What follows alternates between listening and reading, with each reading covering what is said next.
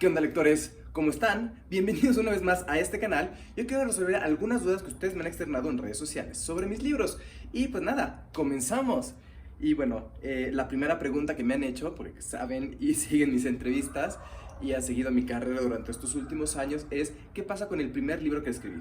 Para los que no saben, hace más de 10 años escribí una novela negra ambientada en la época de la Guerra Sucia en México que se llamaba, bueno, la novela se llamaba Líbranos del Mal.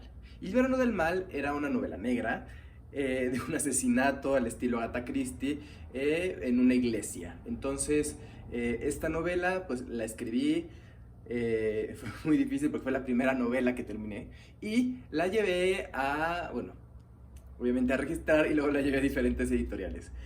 Como ustedes saben, el mercado editorial en México es muy complicado, entonces realmente nunca recibí una respuesta de esa novela. La llevé a, entonces era Random House, la llevé a Planeta y la llevé a Océano. Sobra decir que estuve persiguiendo a las editoriales durante el siguiente año después de haberla entregado y pues nadie me dijo si se iba a publicar o no. Entonces pues es un poco traumático, es un poco difícil publicar en México y finalmente pues lo dejé a un lado. ¿Qué pasa con esta novela? Esta novela la encontré hace poco, la tengo engargolada y tengo los archivos digitales, pero cuando la empecé a leer pues me di cuenta que le hace falta mucho trabajo. Es más,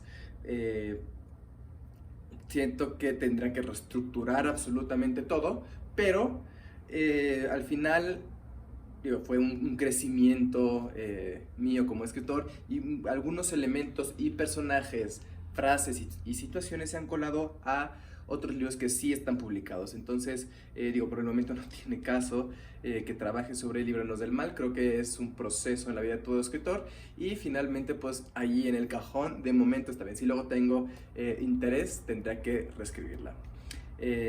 La segunda pregunta es ¿qué pasa con mi novela de vampiros?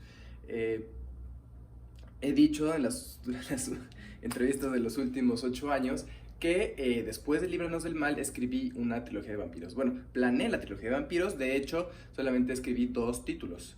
Y también intenté mover el primero, al igual en las diferentes editoriales, no recibí una respuesta. De hecho aquí tengo el manuscrito del primer libro, La Dama de la Noche.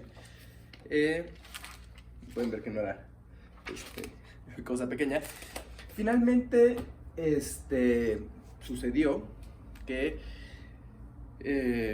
pues lo mencioné, o sea, yo sentí que era una fantasía mía de vampiros y cuando empecé a mencionarlo en diferentes entrevistas, empezó a surgir un interés por la gente, por leer este libro. Sí me gustaría publicarlo, me gusta escribir de fantasía, más allá de la historia. Creo que la fantasía puede ser mi segundo género favorito para escribir y yo creo que más tarde podría reescribir este libro.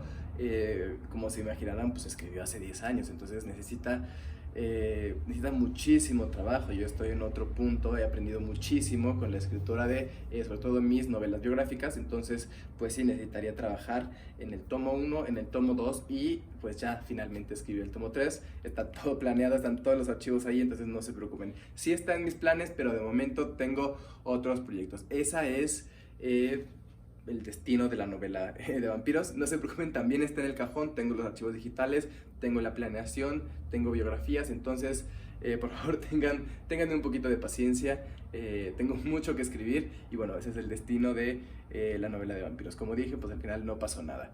Eventualmente publiqué Los pecados de la familia Montejo y desde que lo publiqué, desde su aparición en julio del 2013, ya va a cumplir sus 7 añitos, cabalístico esto, ha habido interés por llevarla al cine y a la televisión. Y esa es la tercera pregunta del día.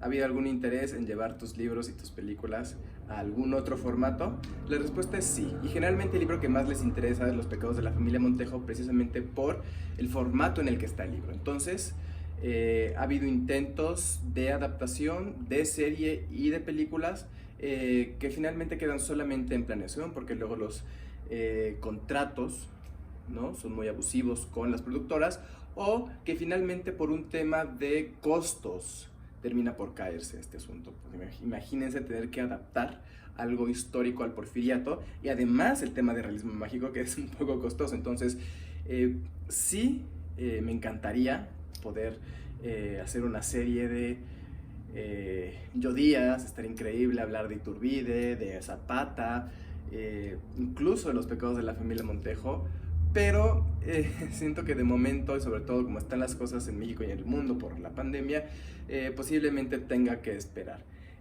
Yo siempre les he dicho que estoy abierto a colaborar con diferentes productoras, a mí me encantaría, pero por todos los proyectos que traigo encima y precisamente porque estoy haciendo ferias, presentaciones, porque estoy viajando, yo no podría integrarme por completo a un equipo de escritores que está desarrollando una serie. Entonces puedo acompañarlos durante el proceso, puedo hacer alguna revisión de guión o incluso puedo estar ahí para que me pregunten cosas. Ahora que estamos en el medio digital me pueden mandar WhatsApps o correos, pero yo trabajar directamente los guiones para mí sería súper complicado. Entonces pues también esa ha sido una limitante porque quieren que el autor esté ahí y el autor a veces no puede. Entonces tengo que decidir entre desarrollar una serie o pues escribir más novelas. Entonces para mí pues las novelas son lo más importante. Entonces bueno, eso ha sido un poco lo que ha pasado con las adaptaciones de mis libros. La cuarta pregunta que me hacen siempre: ¿por qué no hay segunda parte de Los pecados de la familia Montejo? Para mí Los pecados de la familia Montejo fue mi primera novela publicada. Es una novela profundamente personal, es una novela que me costó mucho escribir porque el personaje principal, que es Beatriz Montejo, como saben, está inspirado un poco en mi abuela paterna, y es un personaje que la verdad es muy desgastante porque es muy pesado, es muy agresivo y su forma de ser, la verdad es que te arrastra. Cuando vives ese personaje te arrastra por completo. Y yo siento que la novela cierra, entonces no tengo nada más que aportar. Tengo ideas en la cabeza, tengo una trama desarrollada para la segunda parte, pero yo creo que de momento no es correcto escribir una historia así, porque como dije, la trama se cierra, ya no podría mantener el mismo estilo literario que tiene la primera parte, y porque es un libro que ha gustado mucho, es un libro que se sigue reimprimiendo y que sigue vendiendo a pesar de tener sus 7 años en el mercado. Entonces eso ha generado expectativas de los lectores y mientras más pasa el tiempo, más expectativas se generan, y yo no siento que la historia que tenga en la cabeza en este momento pues cumpla las expectativas que tienen los lectores, que yo pienso que son muy grandes. De todas maneras, en los intentos de adaptación se me pidió que entregara tanto para serie como para televisión, en caso, tanto para serie como para cine, en caso de que funcionara una segunda y una tercera parte. Entonces, si llegara a suceder, yo no tendría ningún problema con escribir un segundo y un tercer libro, de acuerdo si me pongo con Netflix o Amazon o quien le guste la serie, pero sería ya desarrollándola en otro aspecto. Ahorita yo siento que no habrá segunda parte de Los pecados de la familia Montejo, y está bien, así está bien. Disfrútenla, creo que cada quien puede saber qué pasó después, está muy claro en el libro y pues es una novela que va a seguir ahí un buen rato, entonces es para ustedes. La siguiente pregunta, y esta sí me la han hecho mucho, sobre todo últimamente: ¿por qué hablo tan poco de La última sombra del imperio? La última sombra del imperio es mi segunda novela, es una novela de horror gótico ubicada dentro del segundo imperio mexicano, y en su momento no funcionó. Es decir, Los pecados de la familia Montejo vendió en su primer año 10,000 ejemplares, o sea, y La última sombra vendió 200. 200,000, 200. Entonces la verdad es que fue muy complicado. Ya he contado la historia de esto en otro video, pero lo que pasó con La última sombra del imperio es que salió en una época en la que la editorial, mi editorial, que es Penguin Random House, estaba fusionando con Alfaguara. Entonces fue un caos completo lo que estaba pasando adentro. nadie me peló. De hecho, la persona que estaba llevando el marketing renunció a la mitad, nadie le dio seguimiento, entonces casi no hice entrevistas, ni en radio ni en televisión, por todo el desastre que había. No fui a ninguna feria, nunca se presentó el libro, nunca se ha presentado el libro. Ya verás que yo tenía problemas con mi relación, mi papá estaban por diagnosticar cáncer, entonces había tanto en mi vida personal y en mi vida laboral, estaban también entre trabajo, o sea, fue un reverendo desmadre, o sea, ni la editorial le interesó, ni a mí me interesaba, y La Última Sombra salió a la deriva. Gracias a Dios, en los últimos años, gracias a que le ha ido muy bien a Yo Díaz, a Iturbide, a Morir de Pie y a Aviones Mexicanas que hicieron historia, el libro no se ha destruido. Es decir, a pesar de que le ha ido muy mal, no se ha destruido, vende lo suficiente para que siga ahí y ha tenido un repunte interesante en ventas estos últimos años y ya, de hecho, los últimos años ha vendido más que su primer año. Y está bien, a la gente le gusta el libro, creo que tiene sus efectos, creo que Los Pecados de la Familia Montejo es mejor en términos de trama, pero La Última Sombra está mejor escrito. Pero bueno, tiene ahí sus detallitos. A la gente le gusta y a la gente que le gusta mucho, y hay gente que, como es una novela de horror gótico, de repente no puede dormir. Bueno, está bien, yo quiero cerrar ese capítulo y prefiero no hablar del libro. Entonces, para mí están Los Pecados de la Familia Montejo y luego está Yo Díaz. Si a quien le gusta La Última Sombra, pues muchas gracias y pues que lo sigan disfrutando. Y otra pregunta que siempre me hacen también es si voy a sacar todo el material que se quitó de Yo Díaz. Una vez más, para los que no sepan, lo he dicho en varias entrevistas, la novela de Porfirio Díaz ahorita tiene 500 páginas. El manuscrito que yo trabajé es de 700 páginas. Había escenas más largas, el exilio era más largo y había más fantasmas en la novela. Por un tema de espacio editorial, por un tema de que la historia se iba a alargar, decidimos cortar texto y quedó un trabajo bien hecho, un trabajo robusto.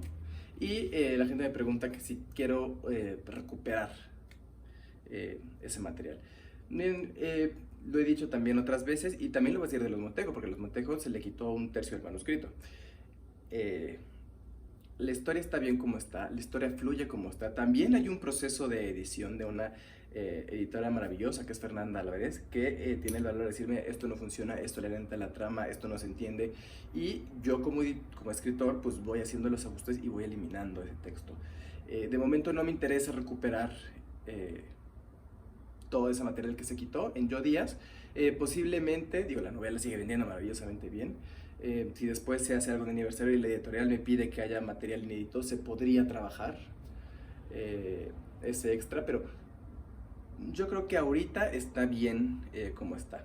Yo Díaz está bien como está, Iturbide también, y Morir de Pie. Entonces, pues ahí está, tan tan.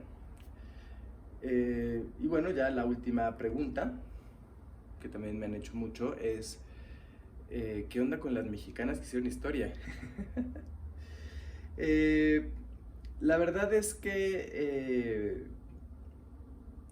miren, el qué onda con las mexicanas que hicieron historia, lo digo en el sentido de, o sea, la lista de los nombres es para mí, miren, había un espacio editorial, es un libro muy caro de producir, o sea, las ilustraciones de color que tiene son muy caras, muy caras. Entonces, tenía un espacio editorial de 50 nombres, y los 50 nombres no los decidí nada más yo, hubo un rebote entre Fabrosco y las dos editoras de Alfaguara para poder decidir exactamente qué nombres iban a ir. En ese momento no sabíamos que iba a haber segunda parte. De hecho, cuando yo preguntaba me decían que probablemente no iba a haber, porque no era una apuesta para la editorial. Entonces, el tema de que haya 50 mujeres es simplemente una decisión que no es mía, es una decisión de costos y de producción, que finalmente ayudó a que hubiera un segundo libro. No sé si vaya a haber un tercero, porque realmente es un trabajo muy muy desgastante, en el sentido de hacer la investigación de 50 perfiles y además de las que están vivas hay que entrevistarlas, hay que estar rebotando el texto y las ilustraciones. Entonces hay un proceso muy cuidadoso de respetar la personalidad de cada una de estas mexicanas y creo que es algo que me ha consumido mucho tiempo, que podría estar escribiendo novelas. Me encantaría escribir una novela para niños, una novela histórica, infantil, juvenil, pero de momento no sé si vaya a escribir un libro, un tercer libro de mexicanas que sea una historia. Agradezco muchísimo todo el apoyo de la editorial y que al final pues, se hayan dado cuenta del valor del proyecto, pero sí es muy desgastante. ¿Vale la pena? Sí, claro que vale la pena, pero igual es desgastante. Y bueno, este es otro video de preguntas. Si quieren hacer más preguntas, déjenmelas acá abajo en la caja de comentarios y les juro que próximamente voy a hacer más videos de preguntas porque veo que me los hacen en todas las redes sociales justamente estas preguntas y quería contestarlas de frente para que me vieran. Y bueno, suscríbanse al canal, compartan este video, compren querido Don Benito, ya está la preventa y nos vemos en el próximo video.